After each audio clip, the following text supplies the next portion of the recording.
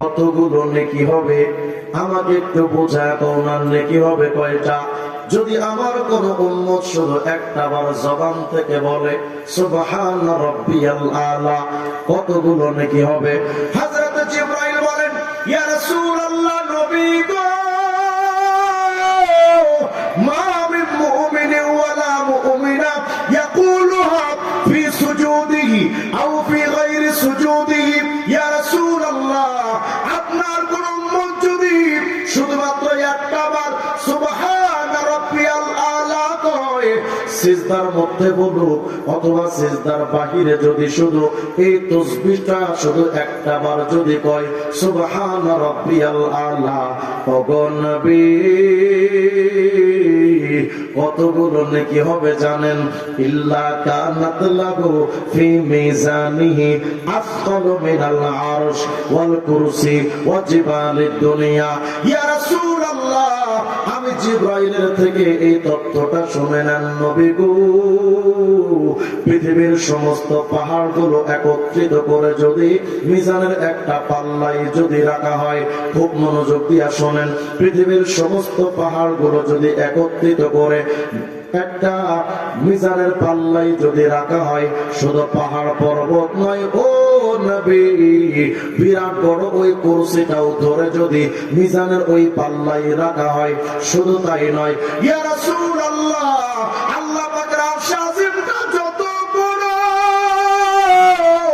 ওই বিরাট আরশটা ধরেও যদি মিজানের ওই পাল্লায় যদি রাখা হয়, ইয়া রাসূলুল্লাহ, আরশ কুরসি পৃথিবীর পাহাড় টোটালটা নিয়ে একটা মিজানের পাল্লায় রাখা। আর একবার সুবহান রাব্বিয়াল আলা বললে যেই নেকিটা হয়, ওই নেকিটা যদি মিজানের আরেকটা পাল্লায় রাখা হয়, এক কথায় মিজানের ডান পাশের পাল্লায় সুবহান রাব্বিয়াল আলা একবার বলার নেকি, আর বাম পাল্লায় দুনিয়ার সকল পাহাড় আরশ কুরসির চাইতে ভারী সবকিছু রাখা। ইয়া রাসূলুল্লাহ, আরশ কুরসি পৃথিবীর পাহাড় লইয়া মিজানের পাল্লাটা হালকা হয়ে যাবে। আর একবার সুবহান রাব্বিয়াল আলা বলার মিজানের নেকির পাল্লাটা ভারী। বলেন না সুবহান রাব্বিয়াল আলা, আবার বলেন, আবার বলেন। লস না লাভ? বিড়ি জানলে কত লাভ?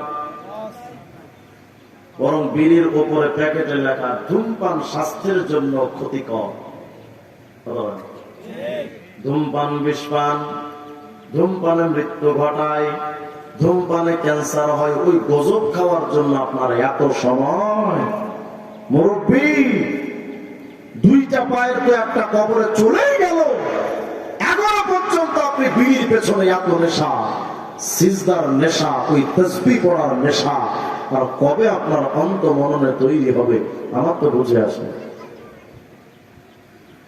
একবার সুবহান রাব্বিয়াল আলা বললে তো বিরাট ফায়দা, অথচ সিজদায় ওই তাসবিহ পড়ার সময় নাই, আপনি আমি অনেক ব্যস্ত। দোকানে আইসা চায়ের দোকানে বসে বুড়ো বুড়ো মানুষগুলো দেখবেন সারাক্ষণ শুধু ও ভালো না, ও খারাপ, ও চোর, ও বাটপার, ও দুই নম্বর, ও চিটিংবাজ, ও ধোকাবাজ, ও প্রতারক, ও এটা ও সেটা, দুনিয়ার সব খারাপ। আর ওই মুরব্বী একমাত্র আব্দুল কাদের জিলানী, শাহজালাল ইয়ামানি, উনি একটু আগে জান্নাত থেকে পালায় আসছে। ওনার মতো বুজুর্গ পৃথিবীতে আর কেউ নেই। তো চাচা, আপনি যদি এত ভালো হন তো বসে বসে যে আপনি গীবত করেন, ভালো মানুষকে গীবত করেন। এদিকে ছোট্ট একটা সমীকরণ দেখেন, এদিক তাকান। কেউ বলল লোকটা ভালো না, 3 শব্দের একটা বাক্য না? কথা দিকে বিরক্ত হচ্ছে মনে হয় না? একটু কথাটা তো কইলাম, একটু কবর জিয়ারত করতেছি না। বললাম লোকটা ভালো না, 3 বাক্যের 1 শব্দ, বলতে সময় লাগলো লোকটা ভালো না 1 সেকেন্ড সময়, ঠিক না? আচ্ছা, সুবহানা রাব্বি আল আলা কয় শব্দ? সুবহান রাব্বিয়াল আলা বলতেও 1 সেকেন্ড সময়, ঠিক না? আমি লাভ ক্ষতি বুঝাচ্ছি আপনাদের।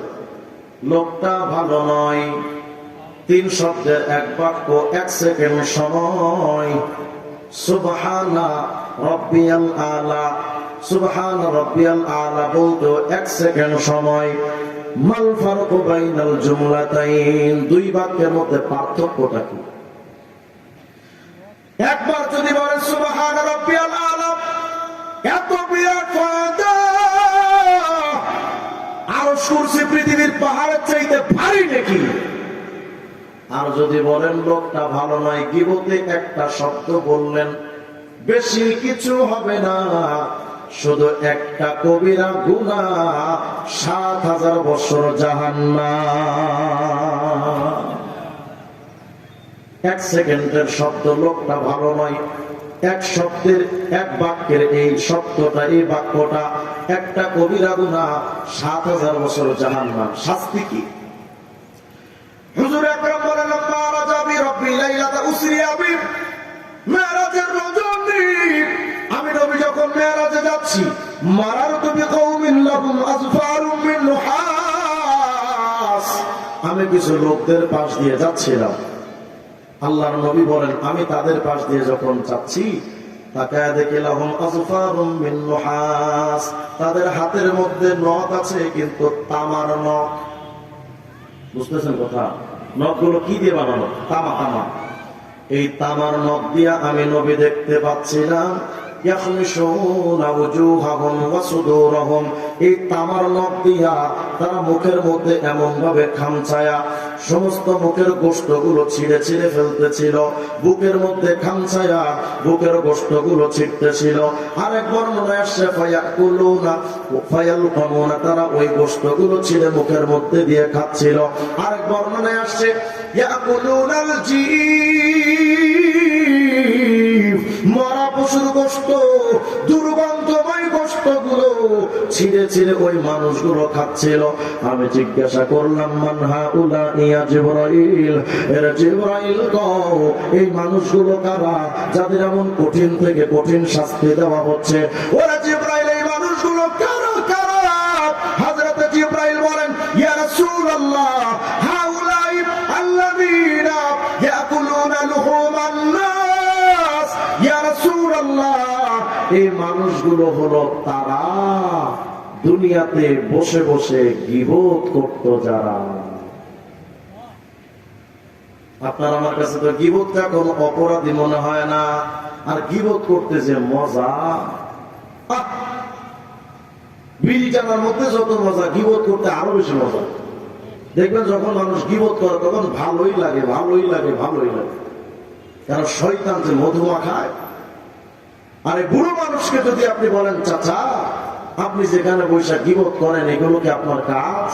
দূর বাবু, এ করলে সমস্যা নেই, আমি কইলে সমস্যা।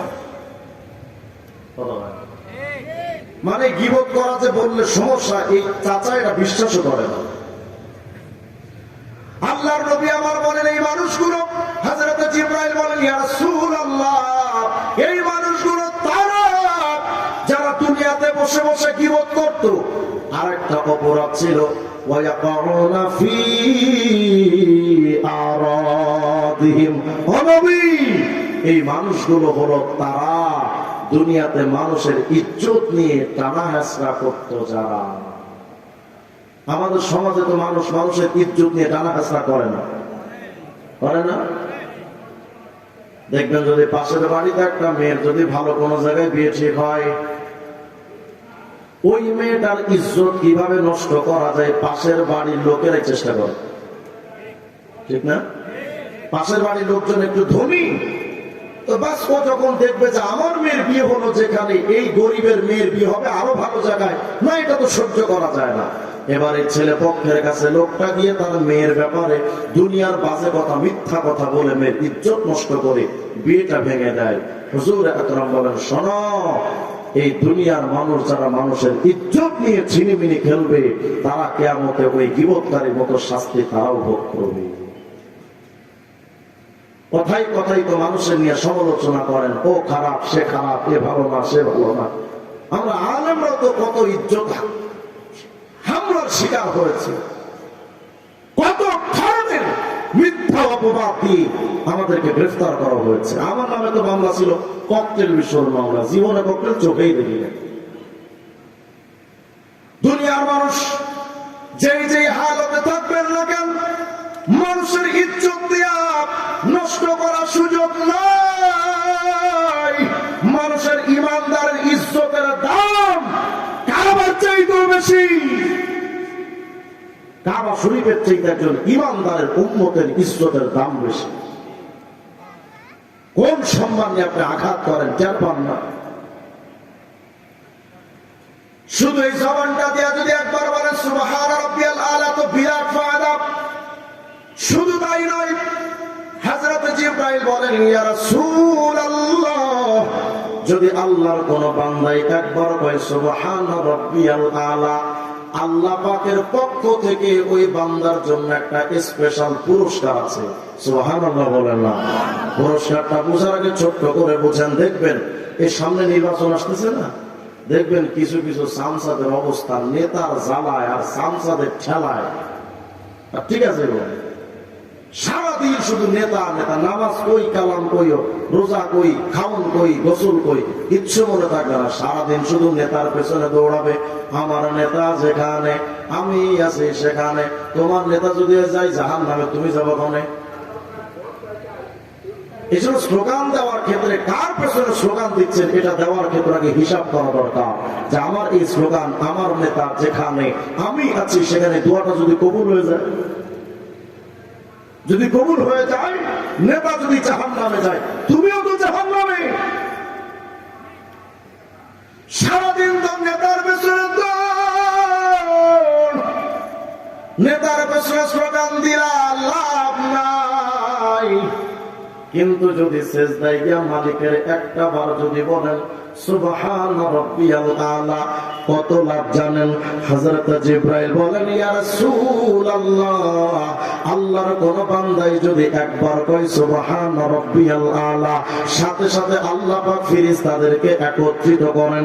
ফেরেশতাদেরকে জমা কইরা আল্লাহ পাক বলেন, ফেরেশতারা দেখ, এই বর্ণি এলাকার আমার এই মুরব্বী বান্দা, আমার এই যুবক বান্দা, আমার এই নারী বান্দি, আমার এই বান্দি মেয়েটা, এর বান্দা তাকে দেখে ফেরেশতা, আমার বান্দা তো আমারে দেখে নাই, আমার বান্দা আমার ক্ষমতার পাওয়ারও দেখে নাই, কিন্তু আমার বান্দা দেখ সিজদায় গিয়া আমার ব্যাপারে কয় সুবহান রাব্বিয়াল আলা। আরে ফেরেশতারা দেখ, আমার বান্দা কয় আমি নাকি আল্লাহ বড়, আসলেই তো আনা ফাওকা কুল্লি শাই, আমি আল্লাহ তো সবচেয়ে বড়, লাইসা ফাওকি শাই, আমার চাইতে তো বড় কিছু নাই। সাদাকা আব্দি, আমার বান্দা তো দেখে চমৎকার সত্য কথা কয়, কিন্তু ফেরেশতারা দেখ, আমার এই বান্দারা তো না দেখা আমার ব্যাপারে সুবহান রাব্বিয়াল আলা কইল। ইশহাদু ইয়া মালাইকাতি, এরা ফেরেশতারা সাক্ষী থাক, আমি কত কবর তুলে আব্দি, আমার বান্দা যে সুবহান রাব্বিয়াল আলা একবার কইল, আমি আল্লাহ আমার এই বান্দার জিন্দেগীর গুনাহ মাফ করে দিলাম। বলেন না সুবহান রাব্বিয়াল আলা, বলেন না, বলেন না বাজান, বলেন না, আবার বলেন, আবার বলেন। লস না লাভ? আরেকটা নেক পুরস্কার আছে। সুবহান রাব্বিয়াল আলা বললে আরেকটা পুরস্কার, ওটা শুনলে তো খুশি হয়ে যাবে। বিরক্ত হচ্ছেন না তোমরা? এখন তো আসলে আমলি ওয়াজ মাহফিলে চলে না, এখন চলে হুজুর আপনি তাহিরি আঙ্কেলের মতো একটু ডিজে নাচ দিয়ে যান। লাভ কি? সারা দিন রাত যদি ওই নাচানাচি দেখলাম তো ফায়দাটা কি আছে? যদি আজকের এই মাহফিল থেকে জাস্ট এই একটা আমল, এই একটা বিষয়ের উপর আমল যদি প্রস্তুত করতে পারেন যে আমরা আমাদের সিজদাকে ঠিক করব। এখানে তো সবাই আসছেন আল্লাহকে পাওয়ার জন্য, ঠিক না? আল্লাহকে পাওয়ার জন্য কারা কারা আসছেন? আপনি মাশাআল্লাহ। হুজুর আকরাম বলেছেন আল্লাহকে পাওয়ার জন্য সবচাইতে গুরুত্বপূর্ণ আমলের নাম সিজদা। সবচেয়ে গুরুত্বপূর্ণ আমলের নাম কি? সিজদা। অথচ আমাদের কাছে সবচাইতে গুরুত্বহীন এবং ফালতু আমল মনে হয় সিজদা, ঠিক না? আমরা সিজদা যখন দেই দেখবেন ঠোকর ঠোকর ঠোকর, মানে মনে হয় যেন আল্লাহ আপনার আমার কাছে ঠেকা পড়ছে সিজদা পাওয়ার। এই সিজদা আল্লাহ কোনো দরকার নাই। এমনও ফেরেশতারা আছেন সৃষ্টির পর থেকে আজও পর্যন্ত তারা সিজদায় পড়ে আছেন, মাথা উঠান না। আপনার আমার এই ঠোকর সিজদার আল্লাহর কোনো দরকার আছে? আল্লাহ তো চান মহব্বতের সিজদা, কিন্তু আপনার আমার সিজদার নমুনা কি? আল্লাহকে তো পাই না, এ কারণেই আল্লাহকে পাওয়ার আমলগুলো আমাদের মধ্যে গুরুত্বহীন হয়ে গেছে। এজন্য আমি চাচ্ছি আমাদের আজকের এই যে কয়জন মানুষ আপনারা আছেন, আমাদের সিজদা গুলো যেন ঠিক হয়ে যায়। যদি সিজদা আজকের মাহফিল থেকে ঠিক হয়ে যায়, এই মাহফিলে কোটি মানুষ আসলে যে ফায়দা, একজন মানুষ যদি সাচ্চা সিজদা ওয়ালা হয়ে যায় তার চাইতে বেশি ফায়দা। খুব মনোযোগ দেন।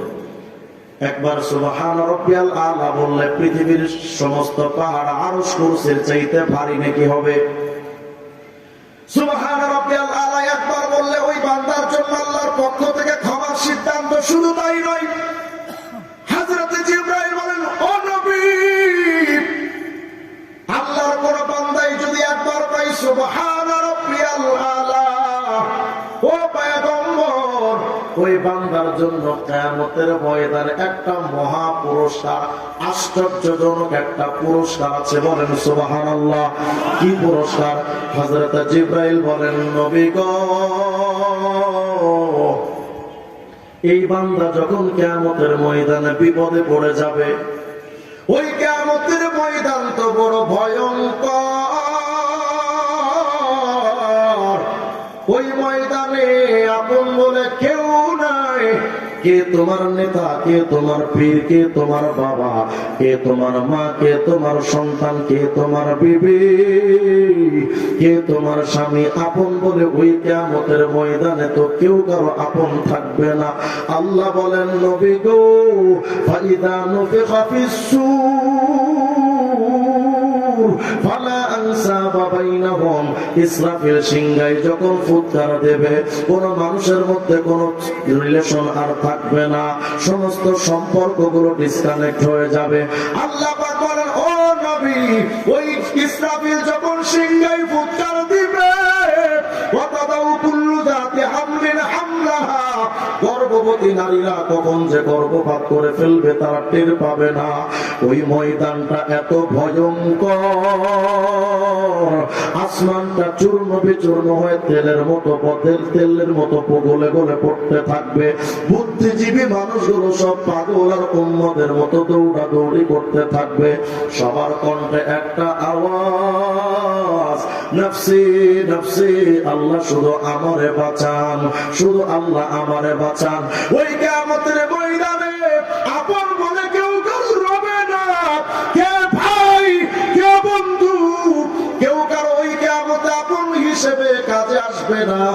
একটা নেকির জন্য সন্তান বাপের কাছে যাবে, বাপ তার সন্তানকে দেখে একটা দৌড় মারবে, কে আমার সন্তান, আমি কিচ্ছু চিনি না। বিবির কাছে যাবে একটা নেকির জন্য, বিবি স্বামীকে দেখে একটা দৌড় দিয়া পালায়া যাবে, কে আমার বিবি, কে আমার স্বামী, আজকে কিয়ামতের ময়দানে আমি কিচ্ছু চিনি না। পীর যখন মুরিদরে দেখবে, মুরিদ যখন পীররে দেখবে, দেখা দৌড়। সবার কণ্ঠে একটা আওয়াজ থাকবে, নফসি নফসি নফসি নফসি, আল্লাহ শুধু আমারে বাঁচান, আল্লাহ শুধু আমাকে বাঁচান। ওই কিয়ামতের ময়দানে নবীরা পর্যন্ত নিজের সন্তানরা যখন দেখবে, ইয়াউমা ইয়াফিরুল মারউ মিন আখি, আয়াতের তাফসীর খুলে দেখো, তাফসীরে কুরতুবী, তাফসীরে বগবী, তাফসীরে ইবনে কাসির, তাফসীরে রুহুল মাআনি, কত অসংখ্য তাফসীরের মধ্যে এই কথাগুলো আসছে। আউয়ালু মা ইয়াফিরু মিন বানিহি নূহ, নিজের সন্তানকে নামকে যখন নূহ নবী দেখবেন, নিজের সন্তানকে দেখে নূহ নবী একটা দৌড় দিয়া পালায়া যাবেন, কে আমার সন্তান, আজকে কিয়ামতের ময়দানে আমি কিচ্ছু চিনি না। আউয়ালু মা ইয়াফিরু মিন ইমরাআতিহি লূত, নিজের স্ত্রীকে দেখে লূত নবী একটা দৌড় দিয়া পালায়া যাবেন, কে আমার বিবি, আজকে কিয়ামতে আমি কিচ্ছু চিনি না। আউয়ালু মা ইয়াফিরু মিন আবিহি ইব্রাহিম, কিয়ামতের ময়দানে নিজের বাপকে দেখে ইব্রাহিম পয়গম্বর একটা দৌড় দিয়া পালায়া যাবে, কে আমার বাবা, আজকে কিয়ামতের ময়দানে আমি কিচ্ছু চিনি না। আর দুনিয়ার মানুষ কোথায় আব্দুল কাদের জিলানী, কোথায় শাহজালাল ইয়ামানি, কোথায় তোমার শাহপরান, কোথায় তোমার অমুক তমুক বাবা, কিয়ামতে তো কোনো উপকারে আসবে না। হযরত ঈসা নবী বলেন, জানো আল ইয়াউমা লা আসআলুহু ইল্লা নাফসি, আজকে কিয়ামতের ময়দানে আমি ঈসা শুধু নিজেকে নিয়ে ব্যস্ত থাকবো, আল্লাহ আমাকে বাঁচান, আমাকে বাঁচান, আমাকে বাঁচান। হযরত ঈসা নবী বলেন, লা আসআলুহু মারইয়াম আল্লাতী ওয়ালাদাতনি, আমি আমার আম্মা মারিয়ামের ব্যাপারে বলবো না, আল্লাহ আমার মা মারিয়ামকে বাঁচায়া দেন, আমি এটা বলার টাইম পাবো না। আমি শুধু আল্লাহকে বলবো, আল্লাহ আমাকে বাঁচান, আমাকে বাঁচান।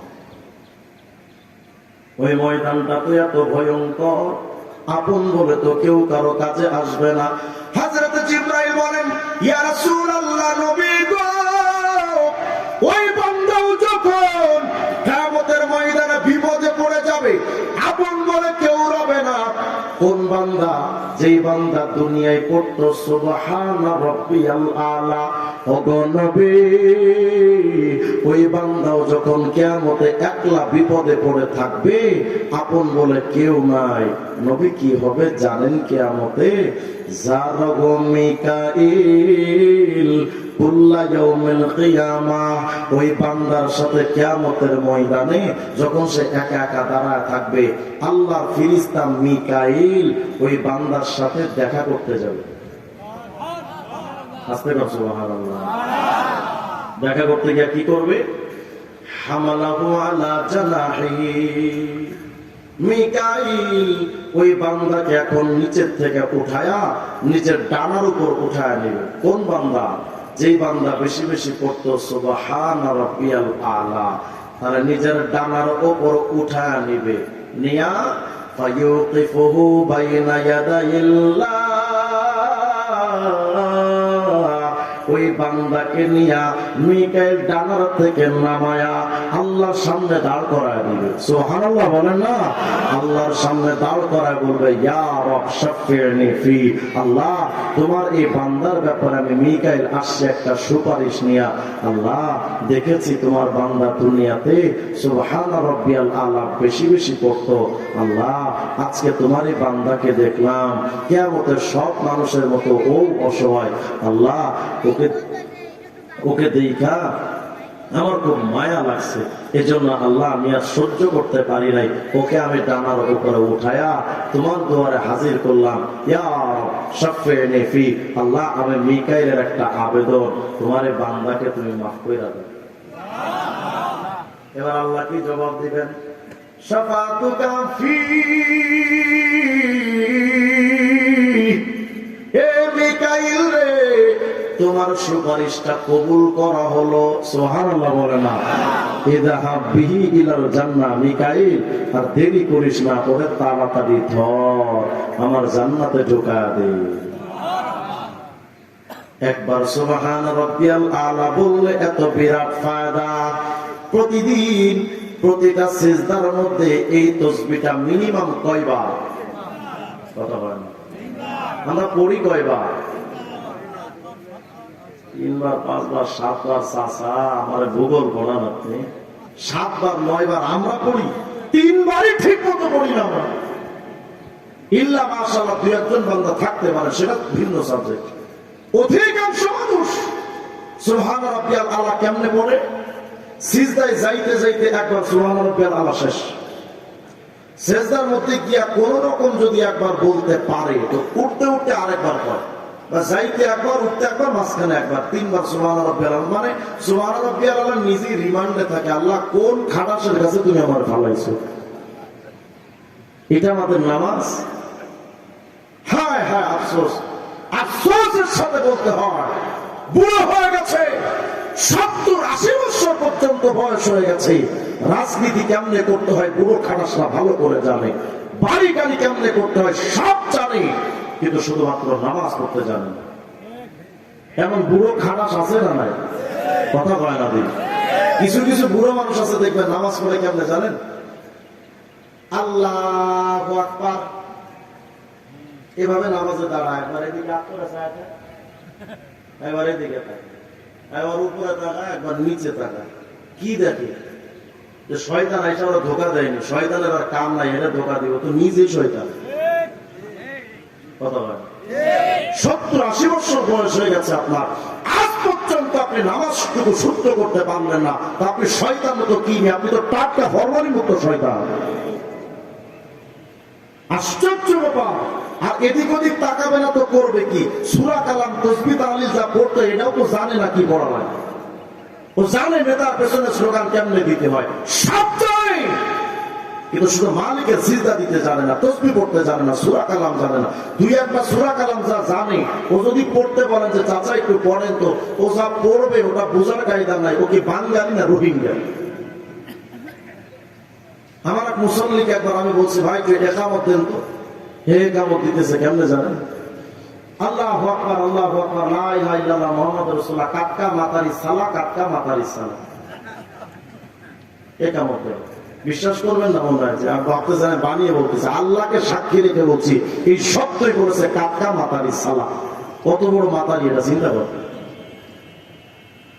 হ্যাঁ হ্যাঁ, ইংলিশে পণ্ডিত, বাংলায় সাহিত্যিক, বিশিষ্ট কলামিস্ট, লেখক, গবেষক, বুদ্ধিজীবী, রাজনীতিবিদ, বিরাট বড় ব্যবসায়ী, সবকিছু হতে পেরেছে মুসলমানের বাচ্চা, কোরআন তেলাওয়াত করতে পারে না। ওর মতো জাহেল, ওর মতো মূর্খ, অথর্ব, অপদার্থ সমাজে আর কিচ্ছু হতে পারে না। যদি বলেন যে আমি কোরআন তেলাওয়াত জানি না, আপনার সমস্যা কি? সমস্যা আমার না, আমি তো জানি, আমার সমস্যা কি? সমস্যা তো আপনার। ভাবতেছেন কোরআন তেলাওয়াত করলে সব আছে, হুজুর না করলে তো গুনাহ নেই। কে বলেছে? সুস্পষ্ট ভাবে ফতোয়াটা বলে রাখবেন। নামাজ পড়া যেমন ফরজ আইন, সবার উপরে নামাজ পড়া যেমন ফরজ, কোরআন তেলাওয়াত শুদ্ধ করে শেখা এবং তেলাওয়াত করা ফরজ আইন সবার উপরে ফরজ, সবার উপরে। বলবেন হুজুর আমি বুড়ো মানুষ, আমি আর হুজুর এগুলোকে পারবো? চাচা, যদি না পারেন, এই কোরআন তেলাওয়াত না শিখে যদি কবরে যান, ফেরেশতাদেরকে যদি বলেন যে আমি আসলে মূর্খ মানুষ ছিলাম, শিখতে পারি নাই, বিশ্বাস করেন চাচা, জুতা একটা নিচে পড়বেন, একেবারে ফেরেশতারা পিঠা পিঠা চামড়া তুলে ফেলবে। এজন্য কবরে যাওয়ার আগে আল্লাহকে বলতে কোরআন তেলাওয়াতটা শুদ্ধ করে যান বাজার। ওই মসজিদের ইমাম সাহেবকে বলেন যে হুজুর আমি তো বুড়ো হয়ে গেছি, হুজুর আমি তো আসলে পারবো না, তবে আমি চেষ্টা তো করতে থাকি হুজুর। প্রতিদিন 1 ঘন্টা করে সময় বের করা যাবে না বাজার? ইনশাআল্লাহ। চায়ের দোকানে তো সময় দিতে পারেন না? চায়ের দোকানে বসে ঘন্টার পর ঘন্টা আপনার আমার চলে যায়, হয়তো বকবকানিতে 1 ঘন্টা সময় বের করে ইমাম সাহেবের থেকে একটু সময় বের করে নিয়ে প্রতিদিন 1 ঘন্টা করে কোরআন তেলাওয়াত শেখার জন্য সময় দিয়ে যান। বিশ্বাস করেন, যদি আপনি নাও শিখতে পারেন, এই হালতে যদি কবরে যান, কিয়ামতে কোরআনে কারীমের ছাত্র হিসেবে কিয়ামত উঠবে।